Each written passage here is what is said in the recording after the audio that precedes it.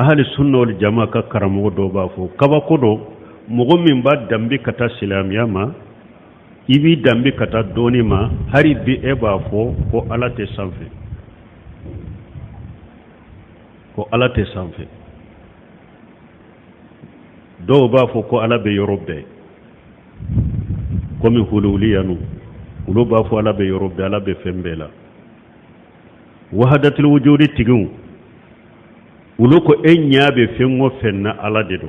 uba fo wahdatul wujud ulo ko enyabe fengo fenna ko ye ala de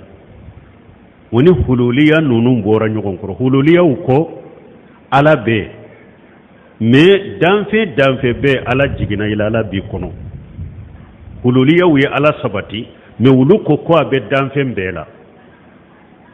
me wahdatul wujudin ko ni ko yinyaabe min na dorko de yalay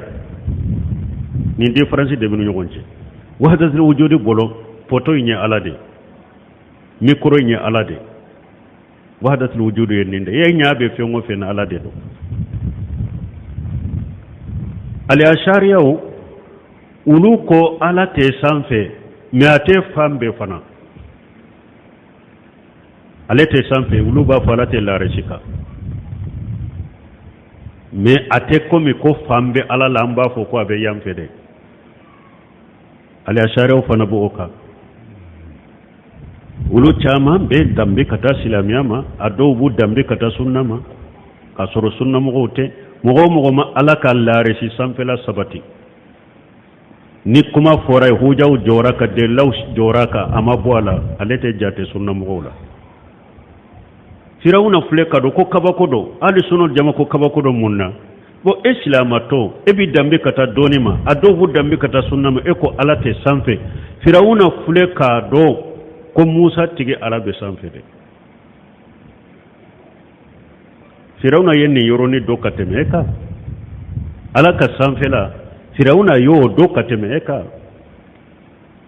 wodi ato doni ke baga sahale unko ibn qayyim ko ako delila min bala ko ala be sanfe qur'ana ayaw ni hadisawla ko akacha delila bakele ko qur'ana ayanu ci den kare sale delila min be ko ala be sanfe akacha bakele ewa alquran wa ya sabata ala be sanfe as-sunna wa ya sabata ala be sanfe al-ijma'u wa ya sabata ala be sanfe al-fitratu wa ya sabati ala be sanfe nimbe ya sabati ko ala be sanfe al-fitratu salima wal aql ninduru ya sabati ko ala be sanfe qur'ana akacha nto yoroda adode fulen ni firawuna ko ala be sankancho dila ko hamana ka sankancho do dila le akata sanfe kata musa tigi ala laji ala ko rahman wala li arshi tawa o wolon fula be qur'ana kono ni ala ba fo ko ale portara la risika o wolon fula be qur'ana kono qur'ana aya ba fo ko feumbe jigi kabo sanfe ala fe qur'ana aya ba fo ko feumbe yele kata sanfe ala fe o beye delila ko ala be sanfe ciden ka harisa sabati lenya yira ala be sanfe ciden ka kuma ka aya yira ala be sanfe ciden ka kewale aya yira ala be sanfe ciden ka sabatili aya yira ala be sanfe ciden ko dondola hadisa dola ako ewa mugo min embe sanfe o dara nela munna aw munum be duguma na madanne cidena ona na hadisa kono waya ka kuma kanye hadisa kacca ka kewale ciden ka kewale ya yira la be sanfe tuma mi arafa kutuba ayakala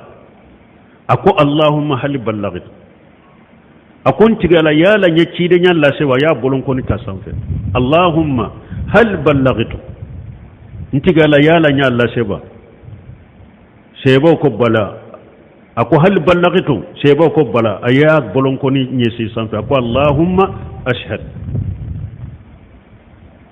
aka kewale ya yira la be sanfe aya la ke sere ka bolon ko ni nyesi sanfe la allahumma